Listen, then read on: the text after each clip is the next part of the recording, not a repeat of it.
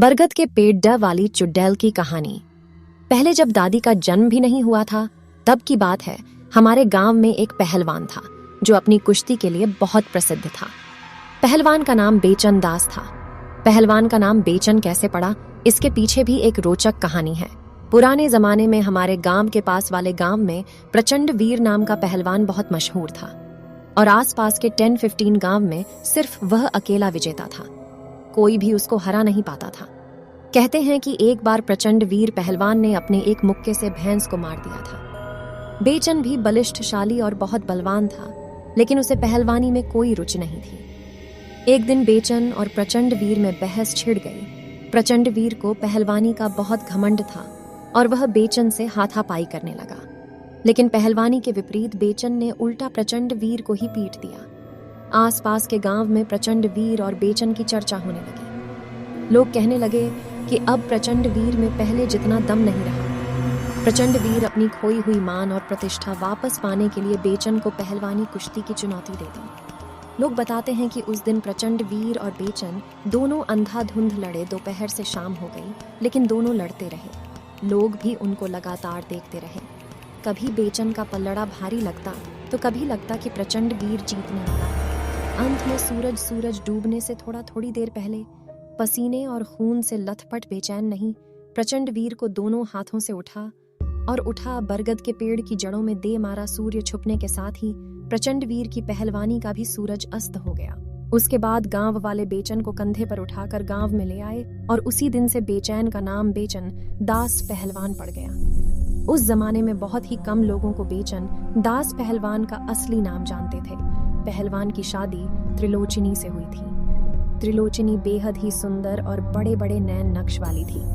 त्रिलोचनी के रूप की चर्चा आसपास के सभी गांव में थी। कुछ लोगों ने तो त्रिलोचनी पर बुरी नजर भी डाली, लेकिन बेचन दास पहलवान के डर के कारण किसी की भी कुछ करने की हिम्मत नहीं थी।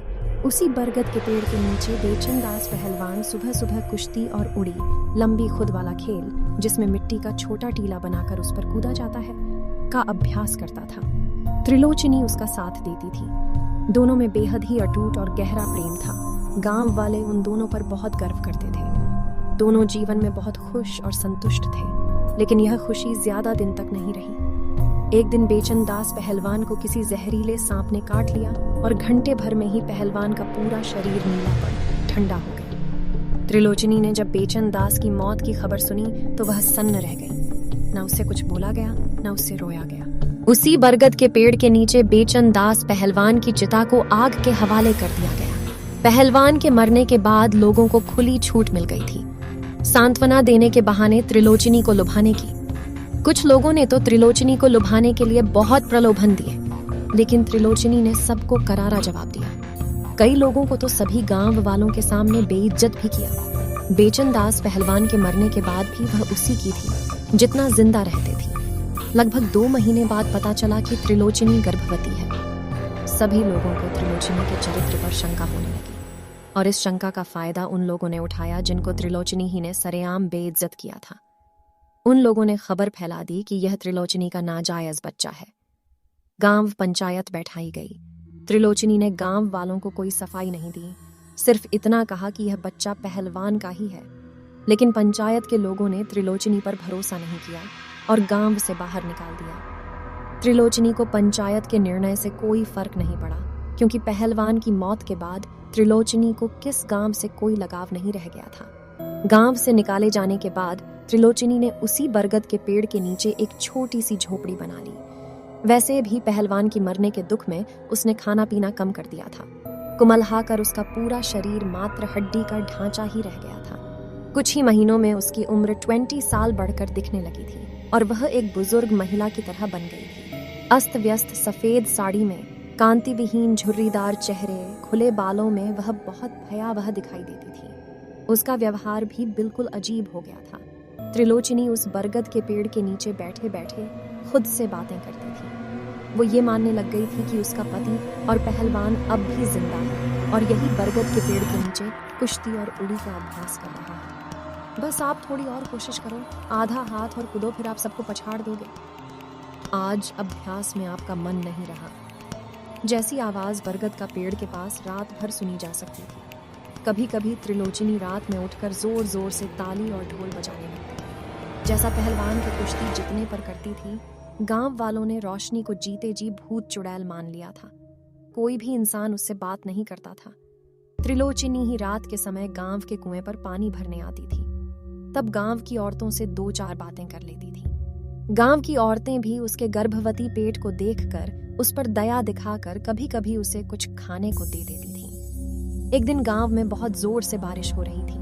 काले बादल, घनघोर अंधेरी रात में त्रिलोचनी प्रसव पीड़ा से तड़प रही थी और दर्द से जोर जोर से चिल्ला रही थी। तेरी रात में बिजली की चमक में, काली अंधेरी रात में बिजली की चमक से बरगद के पेड़ के नीचे बनी त्रिलोचन की झोपड़ी बहुत ही भयावह डरावनी लग रही थी। फिर भी गांव की एक औरत बहुत हिम्मत करके त्रिलोचनी के पास गई। त्रिलोचनी ने मरे हुए बच्चे को जन्म दिया था। उस औरत ने त्रिलोचनी को बताया कि बच्चा जिंदा नहीं है, मर गया है। तो त्रिलोचनी शेरनी की तरह उस औरत पर झपटी और उसके हाथ से अपना मरा हुआ बच्चा छीनते हुए बोली, नहीं, मेरा बच्चा जिंदा है, वह बस अभी सो रहा है। तुम यहाँ से भाग जाओ और मेरे बच्चे को सोने दो। त्रिलोचनी के दांत और आंखें बाहर आ गए थे। नाक और मुंह में खून उतर आया था। काली रात में चमकती बिजली की चमक से उसका चेहरा बहुत ही डरावना लग रहा था। वह औरत तुरंत वहां से भाग खड़ी हुई थी। 2 दिन तक त्रिलोचनी को किसी ने भी नहीं देखा था। बस बरगद के पेड़ के नीचे से लौरी की आवाज आती थी। फिर एक दिन त्रिलोचनी ने जरीदार रंग बिरंगी साड़ी निकाली जो उसने पहलवान से शादी करते समय पहनी थी। त्रिलोचन ने साड़ी पहनी, सारे गहने पहने और आंखें चेहरों पर काजल लगाया और माथे पर ढेर सारा सिंदूर लगाकर कुएं पर पानी भरने आई। गांव की औरतों ने त्रिलोचनी से पूछा कि त्रिलोचनी, तुम्हें क्या हो गया है? यह कैसा भेष बना रखा है तुमने? एक बुढ़िया ने हुए की जगत पर पूछा, अरे काकी, आज नन्ही के बाबा यहाँ आने वाले हैं। वह नन्ही को देखकर बहुत खुश होंगे। अरे काकी, मेरी छोटी बिटिया बहुत बदमाश है। वह पूरा दिन बस होती ही रहती है। अब इसके बाबा आएंगे तब जागेगी। इस पर बुढ़िया कुछ जवाब नहीं दे पाई, बस आंखें फाड़कर त्रिलोचनी को देखती रही। उसी रात त्रिलोचनी ने बरगद के पेड़ के नीचे बने झोपड़े के पास एक छोटा गड्ढा खोदा और अपनी मरी हुई बिटिया को उस गड्ढे में रखकर उसके पास अपने सारे गहने और कपड़े उतार कर रख दिया और गड्ढे को मिट्टी से ढक दिया। इसके बाद त्रिलोचनी ने एक सफेद साड़ी पहनी और दूसरी सफेद साड़ी से झोपड़ी के ऊपर चढ़कर खुद को फांसी लगा ली। कहा जाता है कि किसी की भी उसे झोपड़ी के पास जाने की हिम्मत नहीं हुई और त्रिलोचनी की लाश को गिद्धों ने नोच नोच कर खा डाला। त्रिलोचनी की सफेद साड़ी के चिथड़े भी कई दिनों तक बरगद के पेड़ पर ऐसे ही लटकते रहे थे। त्रिलोचनी की मौत के साल भर बाद बरगद का पेड़ भी सूख गया था, जिसका वैज्ञानिक कारण बताया जाता है कि बरगद के पेड़ के पास वाली नहर सूख गई थी। हो सकता है पेड़ के सूखने का कारण भी वह नहर ही हो। जब गांव में जन्म के समय 1-2 बच्चों की मौत हो गई तो लोग उसको त्रिलोचनी की घटना से जोड़ने लगे। गांव वालों ने तांत्रिक को बुलाकर बरगद के पेड़ के तने पर धागे लगा दिए और झोपड़ी की जगह एक छोटा सा मंदिर बना दिया, जहां सिर्फ गर्भवती महिला ही जा सकती थी और धागा लपेटकर अपने बच्चे की सुरक्षा के लिए आशीर्वाद मांगते थे। मेरे दादाजी ने भी मेरे पिताजी के जन्म से पहले ही वहां जाकर भागे लपेटे थे और मेरी माताजी ने मेरे लिए भी ऐसा ही किया था। जब मैंने बहुत जिंदगी, तब मेरी दादी ने मुझे यह कहानी सुनाई, जिसके बाद मैं कई रातों तक सो नहीं पाया था। आंख बंद करते ही बरगद का सूखा पेड़ और त्रिलोचनी की भयावह सूरत सामने आ जाती थी। उम्मीद है आपको बरगद के पेड़ वाली चुड़ैल की कहानी अच्छी लगी होगी।